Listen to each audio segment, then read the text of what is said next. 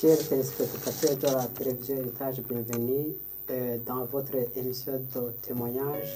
Aujourd'hui, nous sommes avec un invité. Tout de suite, bonjour. Bonjour. Ça va? Ça va et vous? Et nous sommes honorés de vous voir ici dans cette émission. Qui êtes-vous? Moi, je m'appelle Jérémias. Je viens de France et je suis ex-musulman. Ex-musulman. Ex-musulman. Je suis d'origine algérienne, d'origine aussi arabe. Et je suis missionnaire pour Jésus-Christ. Ok. Jérémias, est-ce que vous êtes marié? Quel est votre état civil? Non, je suis célibataire. Vous êtes célibataire? Oui. Vous êtes venu ici dans nos studios de la télévision Héritage pour témoigner ce que le Seigneur a accompli dans votre vie.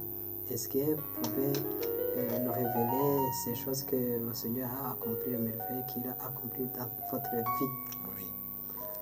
Donc, je suis né en 1990 en Algérie. Et le diable, quand il voit une étoile sur une personne, nous pouvons voir par exemple le cas de Moïse où le diable en fait voulait éteindre parce qu'il savait que Moïse avait un grand avenir. Aussi avec Jésus. Jésus aussi, on voit que le roi voulait aussi tuer Jésus. Parce qu'il y avait une étoile et il savait qu'est-ce qu'il allait faire dans le monde. Moi, en fait, en 1990, le diable aussi a voulu éteindre mon étoile. Il n'a pas utilisé un gouvernement pour tuer tous les enfants, comme dans la Bible, mais j'ai eu une maladie congénitale.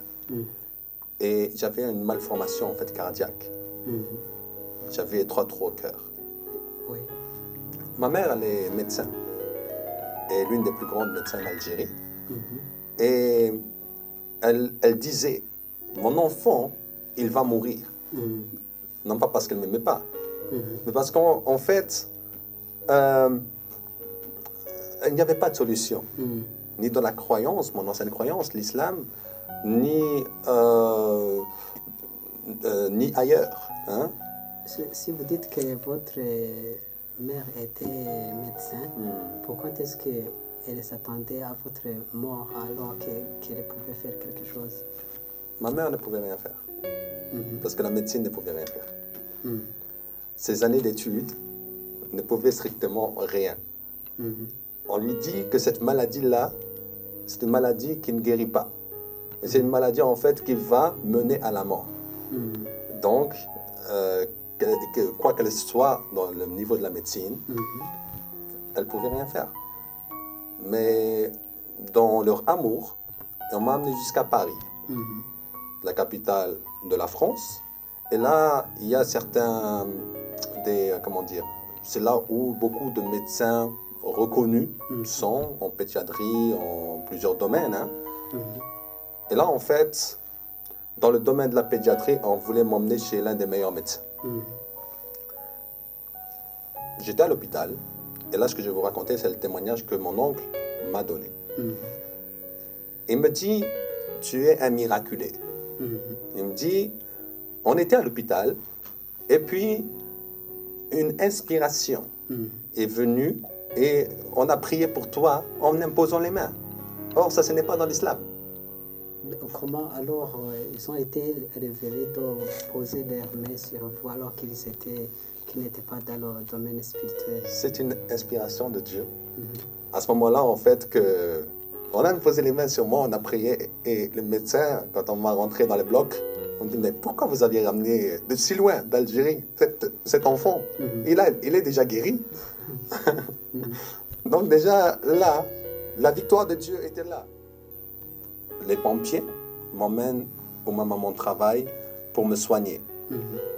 Donc c'était une grande honte pour la famille de se retrouver là, que je me retrouve là, devant ses collègues, etc. Ah, mais elle est incapable en fait d'élever son enfant. Elle est en train de soigner tout le monde ici, mais son enfant, il va à la dérive. Ma maman m'avait posé une question. Quand elle m'a vu ainsi, elle m'a dit, mais pourquoi tu fais ça? J'ai dit, c'est toi qui dis que je ressemble à ton papa, à mon grand-père. Mon grand-père avait beaucoup de femmes. Mon grand-père était alcoolique. Et mon grand-père, tout à l'heure je vais vous raconter ma tentative de meurtre, mais mon grand-père aussi s'est fait assassiner au couteau. Et c'est moi qui ai déclaré de ma bouche avant sa mort qu'il allait mourir. Et quelques semaines après, il meurt. Donc la force de la parole a une grande... c'est soit malédiction. Qu'est-ce qui t'a poussé à parler ainsi? Parce que je voulais justifier mon absence à l'école. Maintenant que j'ai dit, mon grand-père et moi, je ne pouvais pas venir. Mais mon grand-père est mort quelques temps après. Donc il s'est tué lui-même? Non, c'est son ex-femme, qui n'est pas ma grand-mère, parce que là, comme j'ai dit, il avait plusieurs femmes, qui a organisé son assassinat, qui a payé un serial killer pour le tuer. Ils étaient en conflit? Non, c'est parce que ma famille, en fait, elle est assez riche en Algérie. Et vu que la femme voulait avoir l'héritage, donc elle a assassiné mon grand-père. Ok. Voilà. Aussi, par la suite, j'étais déjà en froid avec mes parents par rapport à comment ils éthique, par rapport au gang, par rapport à quoi. Année 2010, juillet, on décide de me mettre à la porte.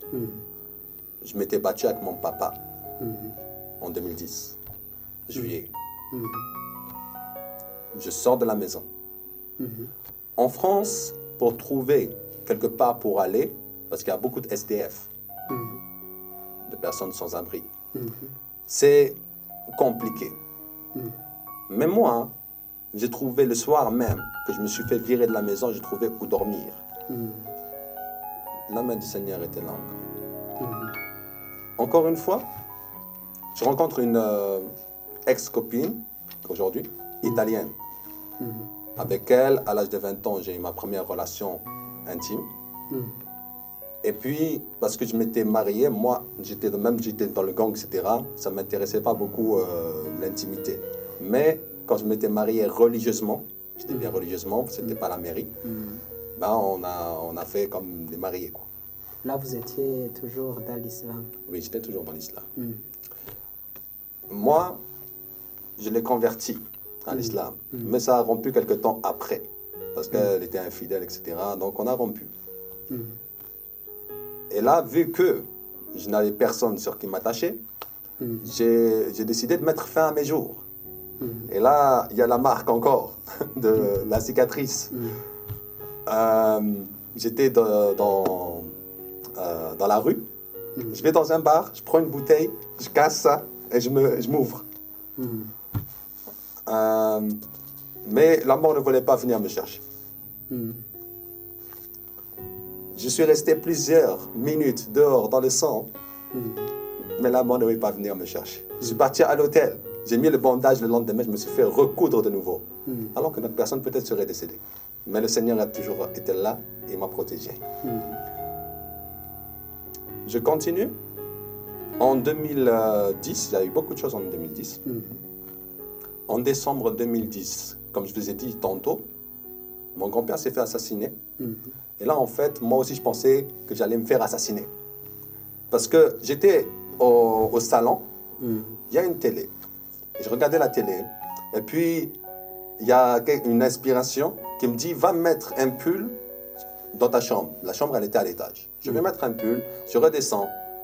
Et là encore, je vois quelqu'un venir et jouer avec ses clés. On se bat. Et là, il sort un couteau. Et il voulait me frapper aux zones vitales, c'est-à-dire à la carotide, aux zones au cœur. Et il m'a blessé en fait 10 cm de profondeur à la cuisse. 10 cm de profondeur sur 10. C'est passé à quelques millimètres de l'artère fémorale. Mais je n'ai même pas senti la douleur. Aujourd'hui, je n'ai aucune séquelle. Dieu a été là, encore une fois. Le frère de mon agresseur, qui a été mis le lendemain en prison, même le soir même en prison, mais il a été condamné le lendemain matin. Le frère de mon agresseur, il voulait aussi me tuer. Il était dans le même foyer que moi. Et là encore, j'ai la main de l'Éternel qui est là. Parce que c'est comme s'il m'a rendu invisible à ses yeux. Parce que je sortais, il ne me voyait pas. Quand il venait, j'étais toujours en sécurité. Il y avait tout le temps des personnes avec moi. Donc j'étais tout le temps en sécurité. Le Seigneur avait mis une sécurité pour qu'il ne me touche pas. Et puis, on me dit, voilà, le foyer, hein, il me dit, on va te déplacer parce que là, c'est dangereux pour toi. Donc on me déplace dans une ville qui s'appelle Thionville, qui est à côté de la frontière allemande. Donc on me déplace là. Je voulais partir à Marseille, dans la ville de Marseille, sud de la France. Donc c'était pour t'écarter de ces gens qui voulaient te tuer. C'est ça. Ok. Et là, j'ai mon cousin, il me dit, non, ne va pas à Marseille, parce qu'à Marseille, tu ne vas pas trouver de travail. À Marseille, il y a rien pour toi. Qu'est-ce que tu vas faire à Marseille? Va à Lyon. Et à Lyon, tout a été préparé par le lion de la tribu de Juda, Jésus-Christ. C'est-à-dire que j'arrive à Lyon, 2011, je commence à m'amuser avec les femmes, etc. J'ai eu beaucoup de relations. Et puis, en fin 2011, le Seigneur passe par une femme qui, moi j'avais 21 ans, elle avait 45 ans. Et on s'est amusé dans l'intimité. Et puis on s'est attachés l'un à l'autre. Moi, je voulais la convertir à l'islam. Et elle me dit, prouve-moi que Jésus-Christ n'est pas le Fils de Dieu. Prouve-moi que Jésus-Christ n'a pas été crucifié. Prouve-moi que Jésus-Christ n'a pas été ressuscité. Et je me convertis à l'islam, si tu me le prouves. Donc j'étais là, et je dis, bon, toi tu as un faux Dieu, moi j'ai le vrai Dieu. Donc je vais aller dans ma recherche, je vais trouver ça et je vais démonter vraiment ta croyance chrétienne. Je vais, voilà, je vais laisser... Et je pars dans ma recherche. Et dans ma recherche, en fait, je tombe sur... Vous savez, si vous voulez trouver des choses contre Jésus, vous pouvez en trouver plusieurs. Il y a plusieurs sites antichrist. Donc, je lui ai ramené des documents sur documents. Je dis, voilà, les clous n'existaient pas quand Jésus-Christ a été crucifié. Comment il a été crucifié? Et tout ça, en fait, c'est basé en fait, juste sur l'intelligence humaine. Mais personne n'était là pour voir s'il y avait des clous ou pas. Et puis, elle me dit, non, ça, c'est pas suffisant. J'ai dit, ok, je vais aller sur YouTube. Je regarde en fait des vidéos et j'essaie de prouver à mon ex que Jésus-Christ n'a pas été crucifié, etc. Mais le Seigneur m'attendait sur YouTube. Et sur YouTube, je tombe sur des vidéos, textes musulmans, et il disait des vérités. Et avant même cela, il y avait les attentats en France de Mohamed Merah, sur la ville de Toulouse, où cette personne assassinait des Juifs, etc. Et quand cette personne tuait des Juifs, c'était au nom d'Allah. Allah Akbar, qui a écrit Allah Akbar, parce que c'est dans le Coran. Donc c'était dans les croyances, les djihad. Le djihad, en fait, c'est dans la sourate 9, versets 29 et 30. Okay. Je ne dirai pas plus, mais c'est dit clairement. Là, je me dis, mais pourquoi? Il n'y a que dans l'islam que les gens tuent au nom d'Allah. Je n'ai pas vu des chrétiens aller tuer au nom de Jésus. Je n'ai pas vu des bouddhistes aller tuer au nom de Bouddha. Je n'ai pas vu des juifs aller tuer au nom de Elohim. Mais je vois des musulmans aller tuer au nom de Mohammed et de Allah. Donc il y a quelque chose de bizarre là-dedans. Et donc, là, le Seigneur me travaillait. Et quand j'ai vu ces vidéos que j'ai dit tantôt, j'ai dit, bon, à mon ex, on va prendre une Bible. On va acheter une Bible pour maintenant que je puisse lire ce que toi tu lis. On est parti à une librairie. Et là, il n'y avait que des Bibles pour les catholiques. Elle était évangélique. Et donc, elle n'a pas voulu me prendre une Bible pour les catholiques. Mais elle est partie quand même chercher dans les rayons. Moi, je cherchais aussi de mon côté des livres qui comparent les deux croyances. La croyance musulmane et la croyance chrétienne. Là, je tombe sur un livre qui s'appelle Jésus et Mahomet, qui a été écrit par un ex-professeur d'histoire islamique à la plus grande université du monde islamique, Al-Azhar, c'est en Égypte. Et il faisait une très bonne comparaison entre les deux personnages. Mon ex, entre-temps, elle vient, elle me ramène un livre, une Bible grande comme ça. Et alors, qu'est-ce qui t'a frappé à travers cette comparaison qui a été donnée par cet écrivain? J'ai pu juste feuilleter le livre à la librairie. J'ai pu juste le feuilleter, mais je n'ai pas... Et je voyais qu'il avait des sources coraniques, avec des hadiths, avec c'est plusieurs livres en fait dans l'islam. Il n'y a pas que le Coran, il y a plusieurs livres derrière. Et aussi, il y avait aussi des messages de la Bible. Donc il comparait les deux personnages. Mais j'ai pu juste feuilleter. Quand mon ex est venu avec cette grosse Bible, moi je la regarde comme ça, je dis, moi j'avais du mal à lire le Coran. Maintenant tu me ramènes un livre comme ça, là tu crois que je vais le lire. Ramène-moi aussi de Larousse, quoi. Ramène-moi aussi un dictionnaire. Parce que là, voilà. Moi je vais... La Bible c'est ça.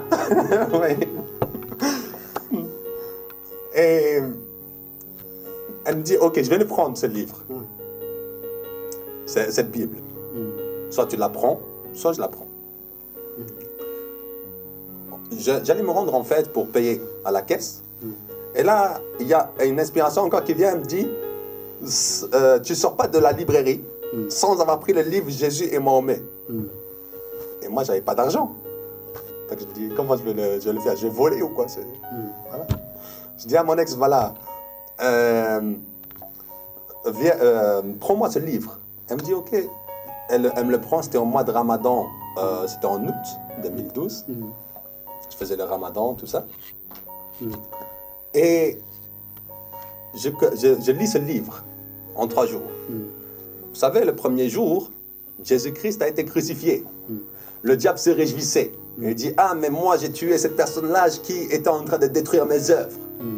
Le deuxième jour, il est resté dans le tombeau. Il dit, ah, mais c'est bon, il n'y a pas de souci, il est là. Mais le troisième jour, Jésus-Christ est ressuscité, il y a eu la victoire sur l'ennemi. Et quand moi j'ai lu ce livre en 3 jours aussi, Dieu a triomphé de l'ennemi par ce livre. C'était un livre vraiment remarquable. Et d'ailleurs, j'ai fait par la suite un livre qui est un peu dans la même catégorie. Qui va sortir bientôt. Et, comment dire, la chaîne YouTube et le livre m'ont beaucoup aidé. C'est-à-dire que le Seigneur parle tantôt d'une manière, tantôt d'une autre. Et la Bible dit, on n'y prend point garde. Mais moi, j'ai pris garde à cette révélation du Seigneur. Malgré que le Seigneur était en train de toquer depuis petit, des guérisons miraculeuses, etc. Mais moi, j'ai été préparé et au jour-là, j'ai pris garde à la voix du Seigneur. C'est pour ça qu'il faut prendre vraiment garde à la voix du Seigneur pour faire sa volonté. En 2012, donc, j'accepte le Seigneur Jésus-Christ après avoir lu ce livre. Mon ex, qui, comment dire, mon ex, elle était là avec moi. Et elle ne comprenait pas en fait pourquoi je ne faisais pas de relation encore avec elle. Donc elle m'a forcé à en avoir des relations avec elle. Mais le Seigneur ne m'a pas tenu rigueur de cette relation parce que le soir même, je fais un rêve. Et le Seigneur me révèle. Il y a une Bible ouverte. Et une petite bougie comme les catholiques. Vous voyez les petites bougies Oui. Et il y a la voix de l'Éternel. Elle me dit, même si la foudre les frappait, ils ne reconnaîtront pas la vérité.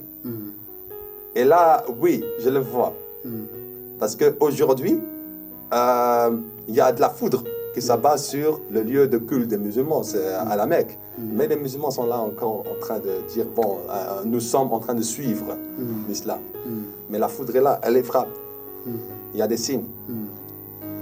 Et il y a encore, ça veut dire aussi que, même si Jésus-Christ, parce que Jésus-Christ est la lumière, venez là maintenant devant une personne, il y a certaines personnes qui vont dire non, tu es un menteur, je ne croirai pas en toi.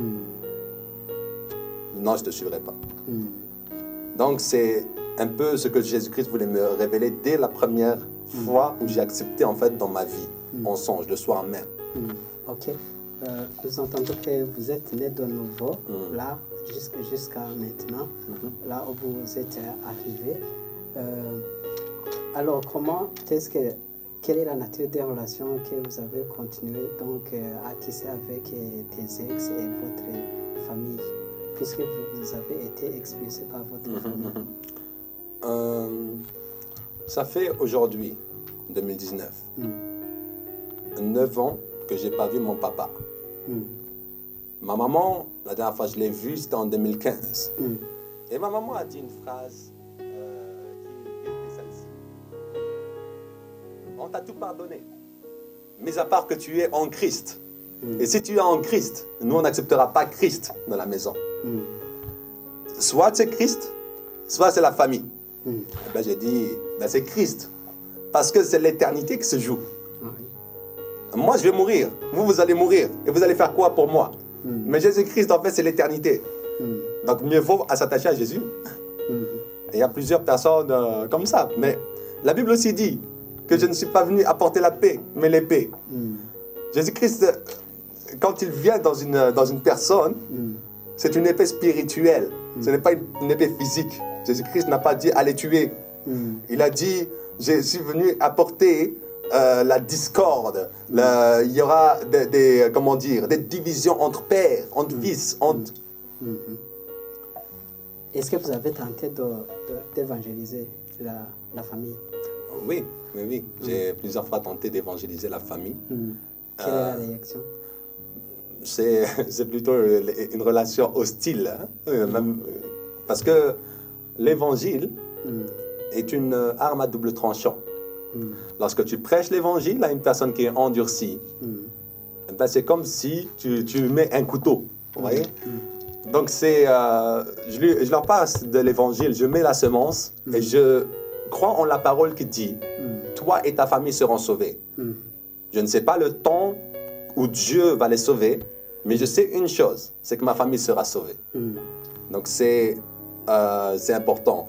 Et d'ailleurs, dans Jérémie 29, 11, il dit « J'ai mis des projets de paix et non de malheur pour vous donner un avenir et de l'espérance. » Les projets que Dieu a formés.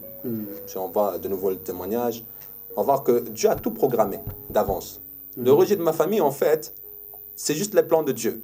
Parce que si j'étais dans ma famille encore, je serais peut-être encore musulman. Donc, ça... Et d'ailleurs, il m'avait préparé avant, parce que le fait que ma maman ne prenne pas soin de moi, il n'y avait pas vraiment d'attachement. Donc, quand ils m'ont viré, ce n'était pas un souci pour moi. Et de plus que maintenant, comme Jésus-Christ a dit, celui qui perd à cause de moi, un homme, une femme ou un travail ou quoi, il recevra au centuple. Donc c'est le plus important. Donc le diable, c'est le plan du diable en fait de mettre des personnes dans la solitude. Mais il ne faut pas être dans la solitude. Même si des personnes t'ont fait du mal ou quoi, il faut toujours s'unir. Oui. Donc vous avez dit que vous avez tissé des liens avec des femmes. Est-ce qu'après avoir été sauvés, est-ce que vous avez parvenu à rompre toutes ces chaînes? En fait, en 2012, quand j'ai accepté le Seigneur dans ma vie, il y a eu un problème qui est triste parce que normalement, la Bible dit allez faire de toutes les nations mes disciples, baptisez-les au nom du Père, du Fils et du Saint-Esprit. Et enseignez-leur tout ce que je vous ai enseigné.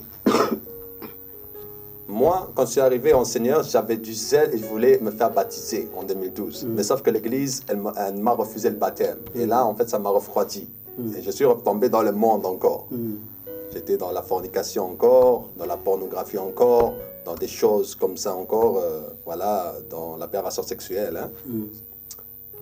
Et jusqu'à 2016, en 2016, le Seigneur me fait voir en songe l'enlèvement. J'étais pas prêt. En songe, j'étais pas prêt. Je pleurais. Quand je me réveille, je me repens.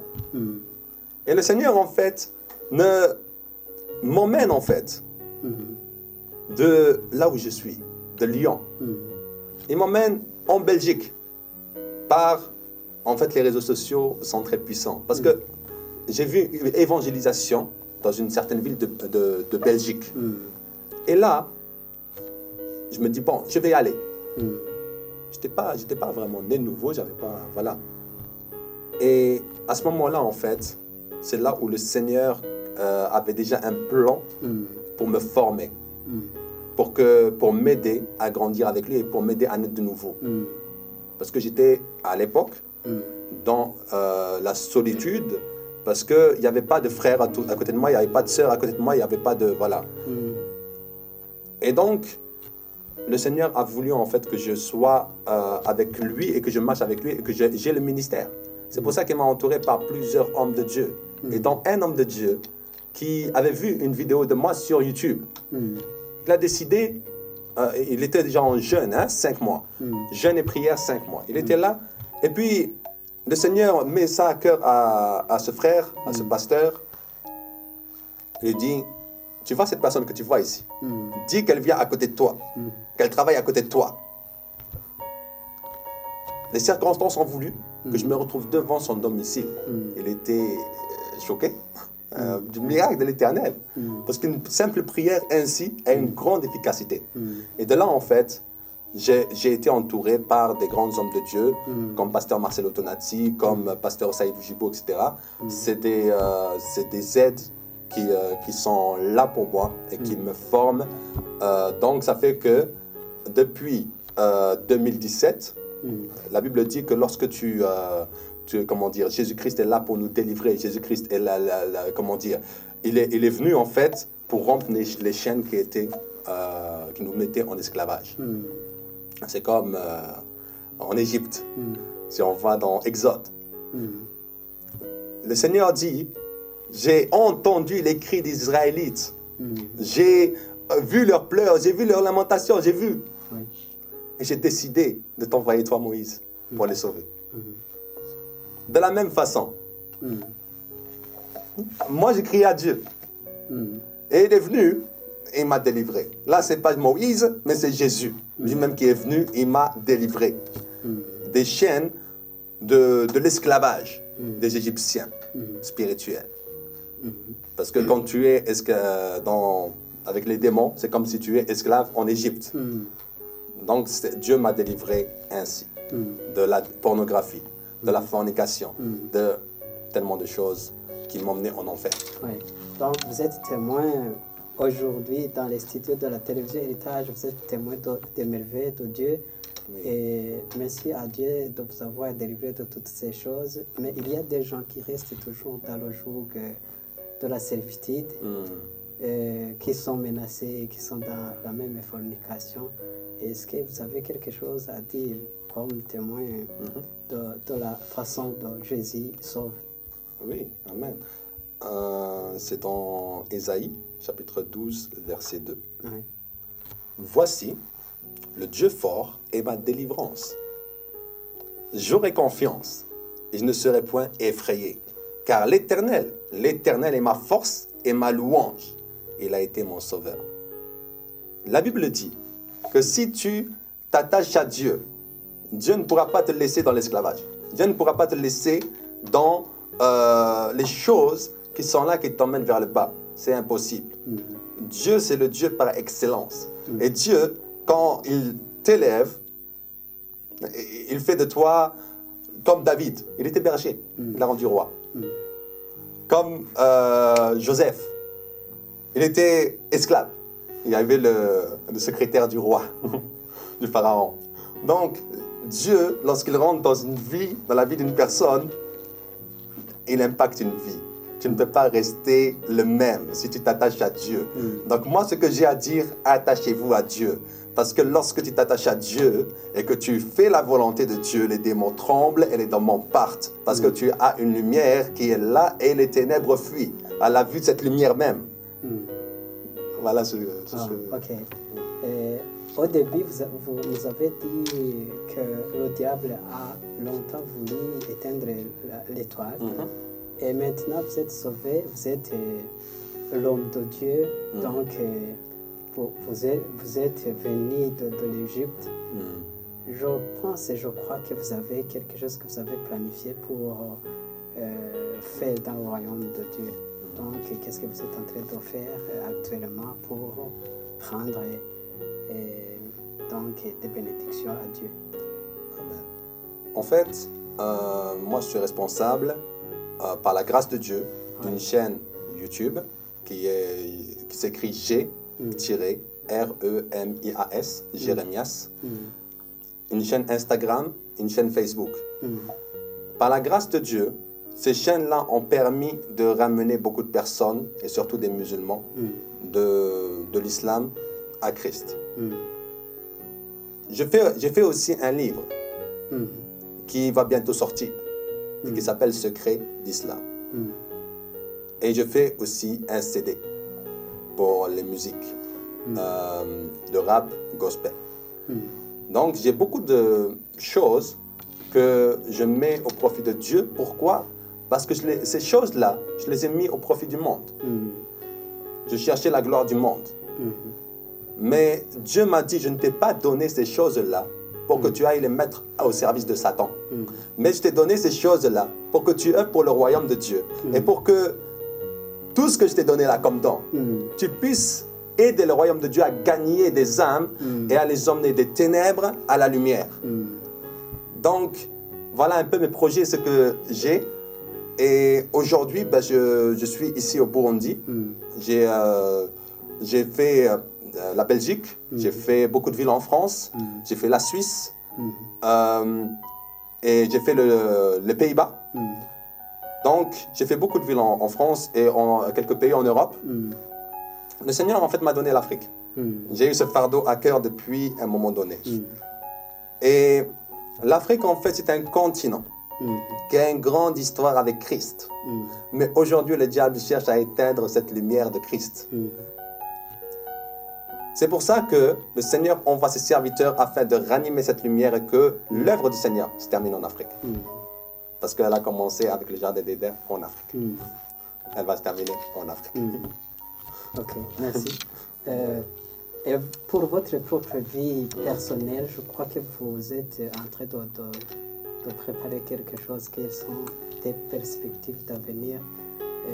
Puisque nous avons entendu que vous êtes maintenant célibataire, est-ce que vous pensez à fonder du foyer ou comment? Vous savez, quand on a un ministère, il y a deux sortes de personnes. Il y a ceux qui sont eunuques depuis le ventre de leur mère et qui n'ont pas nécessairement besoin du mariage. Et ceux qui sont comme moi, qui ont besoin du mariage afin de faire que l'œuvre de Dieu soit propulsée. Parce qu'aujourd'hui, une force seule n'est pas, comment dire, plus fructifiante qu'une force vraiment avec deux personnages. Parce que la femme est l'os des os de l'homme et la chair de l'homme. Donc à deux, c'est comme si on met 50 et 50, il y a deux puissances qui se lèvent et il y a un impact. Donc moi, j'attends mon épouse avec impatience. Mais c'est quand le Seigneur le veut. C'est le plus important. C'est le plan parfait de Dieu. Merci beaucoup, monsieur Jérémias. Nous sommes presque à la fin de cette émission, mais avant de clore cette séance, je ne sais pas si vous avez quelque chose à dire compte tenu de ce que vous avez vu, de votre expérience et de votre témoignage, d'après ce que vous venez de dire dans cette séance. Est-ce que vous avez quelque chose à dire aux téléspectateurs avant qu'on finisse? Je vais aussi lire la parole, parce que c'est la vie. Et moi, j'aime beaucoup me baser sur la parole de Dieu. Donc, c'est dans Matthieu chapitre 4, au verset 14 et 15. Je lis au nom du Seigneur Jésus-Christ. Afin que s'accomplisse ce qui avait été annoncé par Ésaïe le prophète. Le peuple de Zabulon et de Nephtali, de la contrée voisine de la mer, du pays au-delà du Jourdain, et de la Galilée des gentils. Ce peuple assis dans les ténèbres a vu une grande lumière. Et sur ceux qui étaient assis dans la région et l'ombre de la mort, la lumière s'est élevée. Moi, je veux dire que moi, vous avez vu mon témoignage. Le Seigneur, là où j'étais dans les ténèbres, il a montré une lumière. Et cette lumière-là m'a ramené en fait à délivrer des choses que l'ennemi me mettait pour m'emmener avec lui éternellement en enfer. Parce que oui, mes frères, oui, mes sœurs, l'enfer existe. Et il faut être prêt, parce que le Seigneur Jésus-Christ revient, et plus encore, la mort ne prévient pas. Donc, moi, ce que j'ai à dire, c'est que de la même façon que moi, Dieu m'a ramené des ténèbres pour me mettre dans la vérité, et de la même façon, il peut le faire pour tout le monde. Le fait est d'ouvrir son cœur à Jésus. Lorsqu'on ouvre son cœur à Jésus, là, la Bible dit, il viendra et il soupera avec nous. Il n'y aura pas de restaurant dans notre cœur, mais ça veut dire qu'il va transformer nos vies. Il y aura la joie. Là où tu étais dans la tristesse, il y aura de la joie. Là où tu étais dans les malheurs, il y aura le bonheur. Peut-être qu'on te l'a dit souvent, mais je veux dire que Jésus-Christ, comme il m'a guéri, il peut te guérir. Et d'ailleurs, si je peux finir par une prière pour les malades, il n'y a pas de problème. Mais de la même façon, en fait, que Jésus-Christ se manifeste dans la vie de toi, mon frère, d'autres encore, il peut se manifester dans plusieurs vies et peut avoir des témoignages aussi puissants que le mien. Oui. Merci, Jeremias. Nous te remercions d'avoir répondu à notre invitation et d'avoir témoigné toutes ces merveilles qui ont été accomplies par le Seigneur. Et j'estime que vous allez continuer à briller dans ce monde et que Dieu vous bénisse. Si je peux juste prier pour les malades. Oui. Seigneur Jésus-Christ, je te remercie parce que tu m'as ramené sur ce plateau télé. Seigneur mon Dieu, tu vois qu'il y a des personnes ici qui sont dans des infirmités, qui ont des maladies. Alors Père, au nom puissant de Jésus-Christ, je viens proclamer la guérison. Et toi, maladie qui est dans le corps de mon frère et de ma sœur, ou de la personne qui regarde ici cette émission, maintenant je te chasse de ce corps au nom puissant de Jésus-Christ. Tu n'as aucune place dans ce corps, je proclame la guérison. Que ce soit la stérilité, que ce soit des cancers, que ce soit des sida, je déclare que tu es mort maintenant au nom puissant de Jésus-Christ. Père éternel, fais en sorte qu'il y ait plusieurs témoignages, qu'ils soient, après avoir vu cette émission, Papa, qu'il y ait des guérisons et des miracles. Manifeste ta gloire au nom de Jésus-Christ. Amen. Amen. Chers téléspectateurs, c'est ici que prend fin cette émission. Nous vous souhaitons l'agréable soirée. Que Dieu vous bénisse.